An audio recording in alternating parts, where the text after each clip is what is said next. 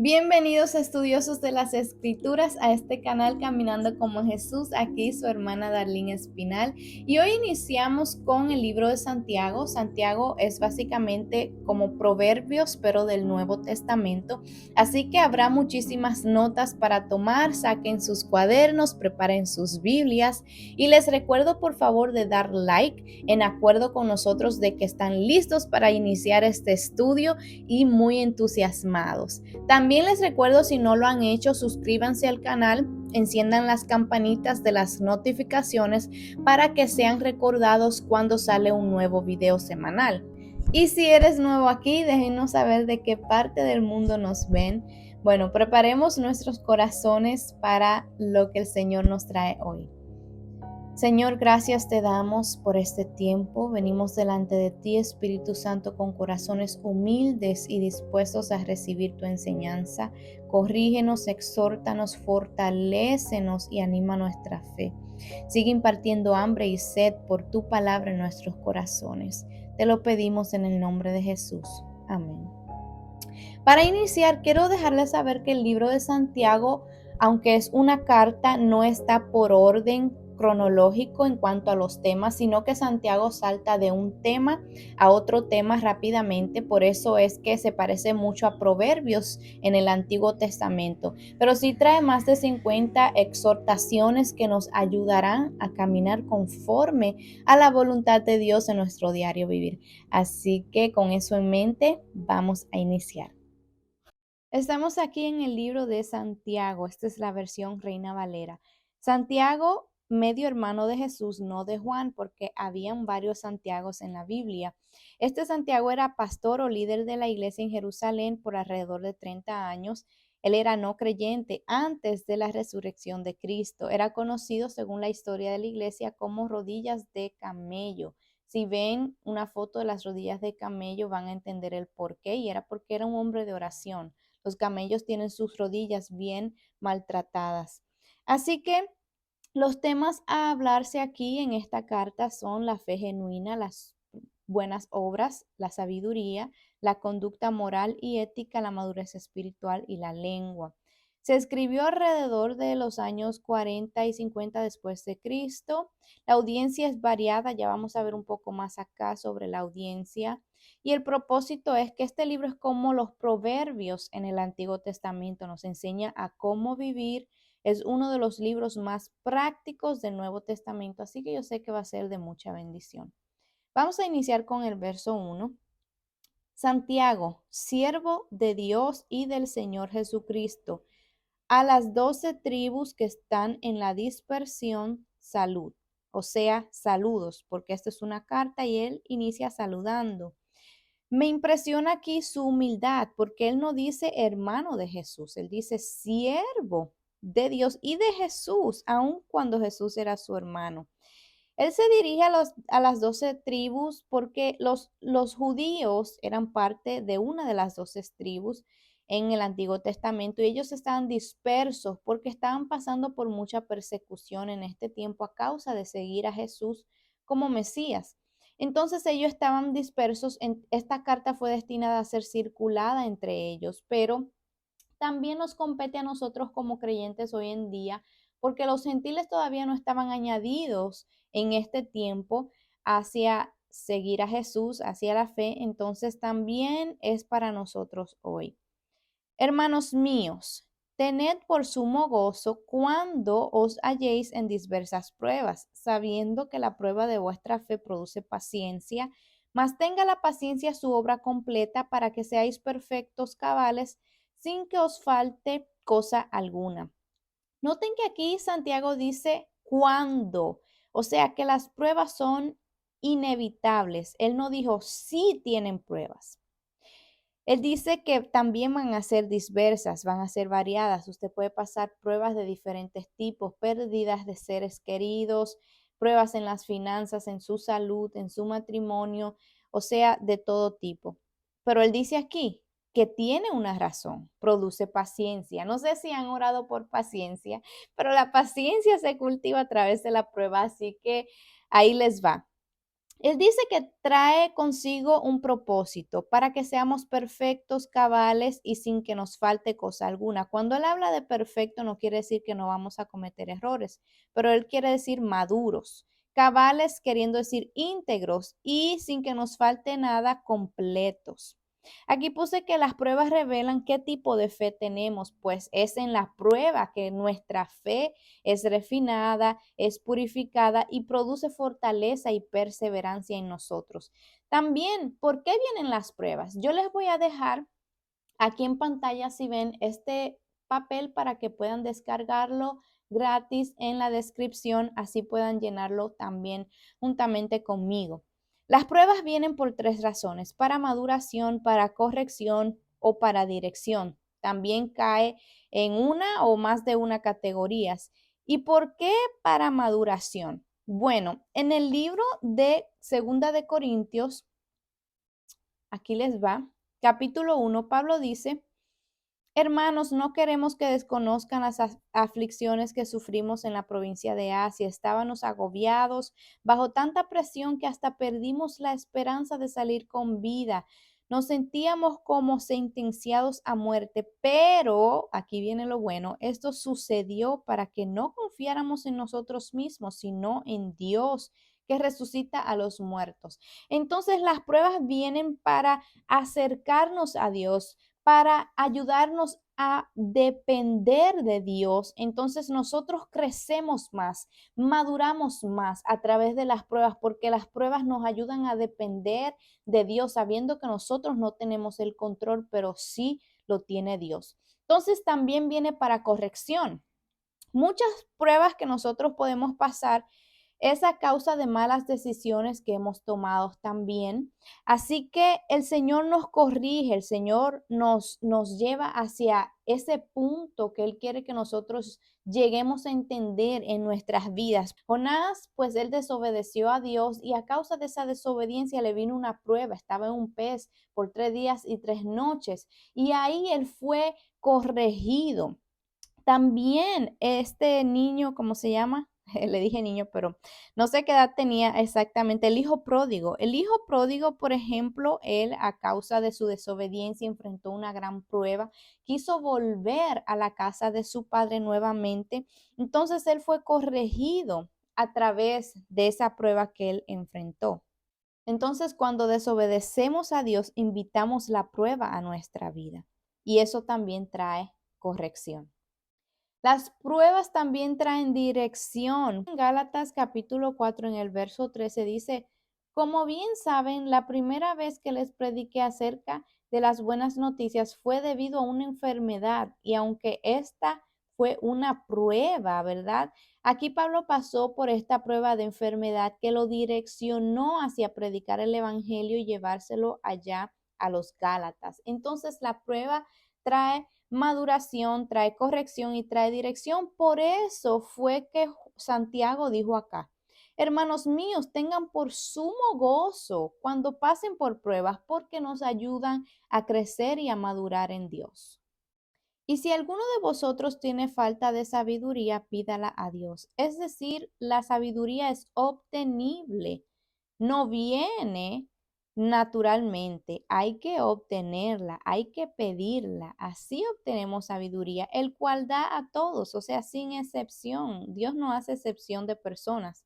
Abundantemente y sin reproche, pero aquí les va, les será dada, pero pida con fe, no dudando nada, porque el que duda es semejante a la ola del mar que es arrastrada por el viento y echada de una parte a otra.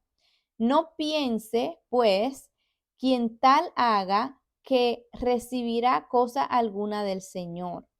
El hombre de doble ánimo es inconstante en todos sus caminos. Entonces aquí Santiago está diciendo que si tenemos dudas al pedir al Señor, pues no vamos a recibir nada, porque esta falta de fe y de confianza en Dios muestra que no tenemos ese fundamento de que le creemos a Él. O sea, Él dice aquí, no dudando nada de que Él puede darnos esa sabiduría. Entonces, ¿por qué nosotros necesitamos la sabiduría? Es simple, nosotros vamos a pasar por circunstancias en nuestras vidas que demandan sabiduría, entonces el conocimiento no es suficiente. Las pruebas que van a venir van a revelar qué tanta sabiduría tenemos y qué tanta sabiduría nos falta de acuerdo a cómo nosotros actuamos. Entonces, hay un versículo, aquí se los voy a compartir, que dice, Primera de Corintios 3:19, porque a los ojos de Dios la sabiduría de este mundo es locura, como está escrito, Él atrapa a los sabios en su propia astucia. Hay una sabiduría del mundo, una sabiduría de la tierra, pero esa sabiduría no es suficiente. Hay muchas personas que tienen esa sabiduría, ese conocimiento, pero del mundo. Nosotros necesitamos una intervención divina, una sabiduría del cielo que va más allá. Pero ¿qué es sabiduría? Yo aprendí algo. El conocimiento es una acumulación de información, pero la sabiduría es ese conocimiento aplicado. Entonces, cuando nosotros ponemos ese conocimiento en práctica, nos convertimos en personas sabias. Así que vamos a pedirle al Señor la sabiduría que proviene del cielo, que nos ayude a poner en práctica todo lo que Él nos da a conocer. También dice aquí que el que duda, o sea, el que tiene falta de fe, es como una persona arrastrada por el viento, es de doble ánimo, es inconstante. Dios le gusta la firmeza, Dios le gusta que creamos en Él, no que cambiemos de parecer todo el tiempo. Hoy decimos una cosa, mañana otra, no. El Señor quiere que nosotros seamos personas constantes, personas de fe, personas que confiemos en Él en todo tiempo. Así que hay que orar que el Señor nos ayude a permanecer firmes a Él y que nuestra fe no desmaye. El hermano que es de humilde condición, gloríese en su exaltación, pero el que es rico en su humillación, porque él pasará como la flor de la hierba.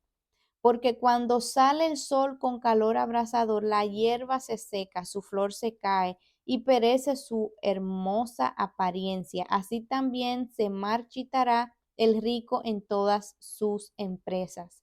O sea, la riqueza de este mundo se va a marchitar. Si nosotros ponemos nuestra vida en las cosas que se marchitan, también vamos a marchitar, porque nada de este mundo va a permanecer para siempre. Lo único que permanece para siempre es Jesús, su palabra. Entonces, si nosotros no afianzamos a su palabra, a lo que Él quiere con corazones humildes, nosotros vamos a obtener esa vida eterna en el Señor. No que depositemos nuestra confianza en las riquezas y en las cosas materiales. Eso es lo que Él está enseñando acá. Bienaventurado el varón que soporta la tentación, porque cuando haya resistido la prueba recibirá la corona de vida que Dios ha prometido a los que le aman. Somos bendecidos si nosotros soportamos y aguantamos y perseveramos en nuestra prueba, porque hay un regalo especial para aquellos que soportan la tentación. Y dice que se nos promete una corona de vida. La Biblia habla de diferentes coronas aquí en Primera de Corintios 9:25, Apocalipsis 2:10.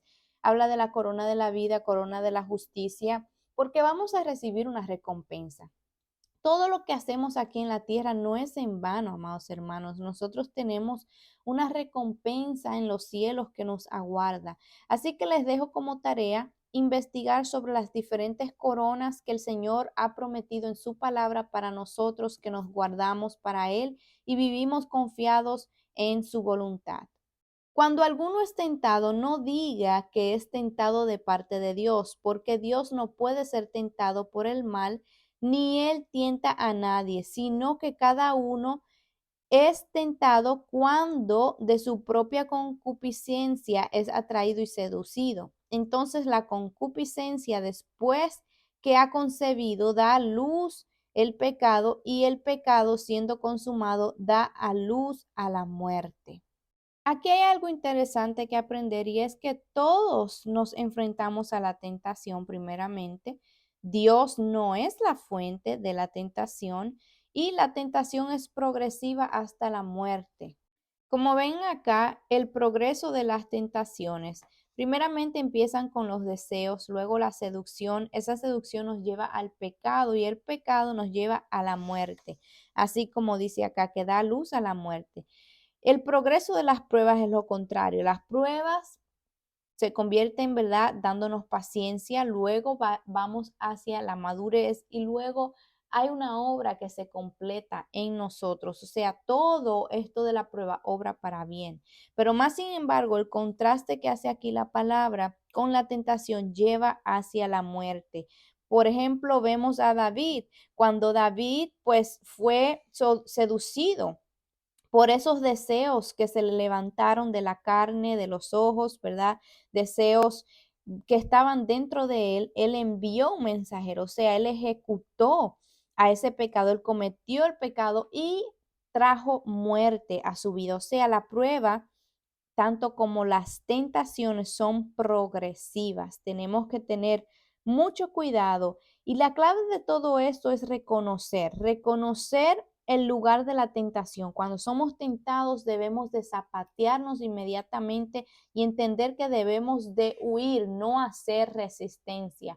Como dice la palabra, que debemos de huir de la tentación. Sabiendo esto, tenemos que entender que hay tres cosas que están trabajando en nuestra contra constantemente. Estas son las fuentes de la tentación: la carne, el mundo y el diablo. Aquí en Primera de Juan, capítulo 2 dice: no amen al mundo ni nada de lo que hay en él. Si alguien ama al mundo, el amor del Padre no está en él. Porque nada de lo que hay en el mundo, primeramente los deseos de la carne, la codicia de los ojos y la arrogancia de la vida proviene del Padre, sino del mundo. El mundo se acaba con sus malos deseos, pero el que hace la voluntad de Dios permanece para siempre. Esto es un verso clave para nosotros aprender a cuidarnos de estas tres cosas. Y estas son las fuentes de las tentaciones: la carne, el mundo y el diablo. Constantemente vamos a ser atraídos por los deseos de la carne, los deseos de los ojos y la vanagloria de la vida. Entonces, debemos de crucificar la carne, morir a nosotros mismos. Amados hermanos míos, no erréis. Toda buena dádiva y todo don perfecto desciende de lo alto, del Padre de las luces, es decir, del sol, las estrellas. Dios creó todas esas lumbreras. En él, en el cual no hay mudanza ni sombra de variación. Dios no cambia. Él de su voluntad nos hizo nacer por la palabra de verdad, para que seamos primicias de sus criaturas. O sea, a través de la palabra de Dios nosotros nacimos de nuevo, somos nuevas criaturas, para que seamos primicias de sus criaturas. En el Antiguo Testamento se celebraban lo que es la fiesta de los primeros frutos en el calendario judío. Esos son los meses de marzo y abril. Entonces se cortaban los primeros frutos. El sacerdote entonces iba delante de la presencia del Señor y los llevaba en agradecimiento por su provisión, diciendo gracias, ¿verdad?, por todo lo que Dios le ha dado. Entonces ahora Jesús se levantó de entre los muertos en las fiestas, de hecho, de los primeros frutos. Él murió en la fiesta de Pascua. Entonces la fiesta de los primeros frutos iniciaba el día después del sábado que le seguía a la Pascua. En Primera de Corintios 15, verso 20 al 22, Pablo llama a Jesús, que Jesús era primicia de entre los muertos, o sea, él se levantó primero. Entonces, Pablo utiliza esta analogía de Jesús como los primeros frutos, básicamente de que Jesús era el primero de muchos más por venir, por resucitar. Y cuando dice aquí que Él de su voluntad, o sea, Dios quiso y nos hizo nacer por la palabra de verdad para que seamos primicia de sus criaturas, es que nosotros vamos a venir a Él como primicia de todas sus criaturas, porque a través de nosotros van a venir muchas personas más hacia Dios. Yo espero que me haya explicado claro o haya podido aclarar ahí esa frase. Verso 19. Por esto, mis amados hermanos, todo hombre sea pronto para oír, tardo para hablar, tardo para airarse, porque la ira del hombre no obra la justicia de Dios. Escuché a alguien decir por ahí que por eso es que Dios nos dio dos oídos y una boca para nosotros ser rápidos para escuchar y lentos para hablar. No sé si le han pasado o han estado en una situación en donde ustedes dicen, wow, si me hubiese quedado callado, mejor no hubiera pasado tal y tal cosa. Entonces a veces es mejor no decir nada, aprender a escuchar. No escuchemos con la boca también, porque a veces escuchamos y listos para rápidamente hablar. Tenemos que tratar de escuchar atentos con nuestros oídos. Por lo cual, desechando toda inmundicia y abundancia de malicia, recibid con mansedumbre la palabra implantada, la cual puede salvar nuestras almas. Por eso es que es mejor escuchar más y hablar menos, porque nosotros le damos cabida a la mansedumbre, a la humildad para nosotros poder crecer en nuestro caminar con el Señor. Entonces, muchas veces esta ira viene o proviene de nosotros estar centrados en nosotros mismos, proviene del orgullo y hace un contraste con la humildad, con la mansedumbre. Por eso dice aquí, seamos pronto para oír y recibamos con mansedumbre esa palabra, o sea, hagamos caso. ¿Por qué? Porque a través de ella podemos salvar nuestra alma. O sea, nosotros podemos caminar con Dios a través de escucharlo en obediencia, en humildad y por ende llegar hacia esa salvación.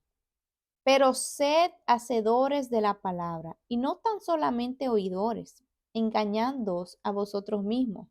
Porque si alguno es oidor de la palabra, pero no hacedor de ella, este es semejante al hombre que considera en un espejo su rostro natural, porque él se considera a sí mismo y se va, y luego olvida cómo era. Más, el que mira atentamente en la perfecta ley de la libertad y persevera en ella, no siendo oidor olvidadizo, sino hacedor de la obra, éste será bienaventurado en lo que hace. Por eso puse aquí Salmos 1. Bienaventurado el hombre que medita en la palabra del Señor de día y de noche, que la pone por obra, por práctica. Por eso es que dice aquí que seamos hacedores y no tan solo oidores. Entonces la palabra de Dios dice aquí que es como un espejo que confronta lo que hay en nuestro corazón. Por eso dice el Señor aquí, sin duda, la palabra de Dios es viva, eficaz y más cortante que cualquier espada de dos filos. Penetra hasta lo más profundo del alma y del espíritu, hasta la médula de los huesos, y juzga los pensamientos y las intenciones del corazón.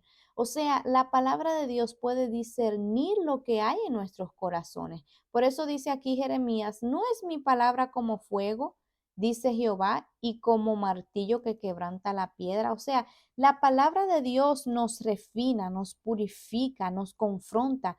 La palabra de Dios va a hacer un efecto en nosotros, en nuestros corazones, si venimos humildes de quebrantar, de sacar, de limpiar todas esas cosas malas que desagradan a Dios. Por eso es bueno venir al Señor con toda la humildad posible, porque a través de esa humildad podemos recibir la instrucción y la enseñanza para ser personas perfectas conforme a su voluntad. Si alguno se cree religioso entre vosotros y no refrena su lengua, sino que engaña su corazón, la religión de tal es vana, la religión pura y sin mácula delante de Dios el Padre es esta: visitar a los huérfanos y a las viudas en sus tribulaciones y guardarse sin mancha del mundo. Y que nuestro caminar con Dios es vano si no se traduce en la manera en que nosotros vivimos.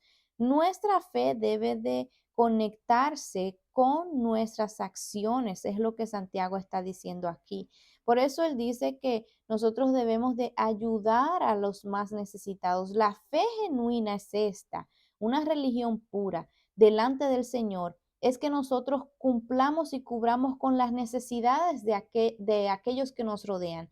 En este tiempo habitaba mucho lo que era viudas y huérfanos. Quizás en nuestra generación hoy en día haya muchos necesitados y otros tipos de necesidades. Y lo que Santiago está diciendo aquí es que nosotros podamos abordar esas necesidades. Y dice aquí, y guardarse sin mancha del mundo. Por eso el mismo Santiago en el capítulo 4 dice que el que es amigo con el mundo se constituye enemigo de Dios, porque Él nos amonesta aquí a guardarnos de las cosas del mundo, a ser diferente, no a ser personas falsas que dicen una cosa y hacemos otra, sino que nuestra fe sea genuina y combine con nuestras acciones. Y todo esto lo vamos a lograr a través del Espíritu Santo. El Espíritu Santo nos va a ayudar a desarrollar una fe genuina, una fe que agrade al Señor. A través de estos estudios bíblicos vamos a ir siendo confrontados, profundizándonos en la palabra, arrepintiéndonos de aquellas cosas que no están bien delante de Dios que quizás estamos haciendo.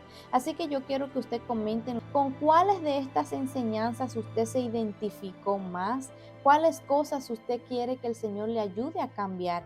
Yo sé que a veces ser vulnerable nos da pena, pero es algo que ayuda a los demás a identificarse y a saber que no están solos en sus luchas y sus batallas, y eso nos ayuda a fortalecer nuestra fe y a crecer a través de la misma.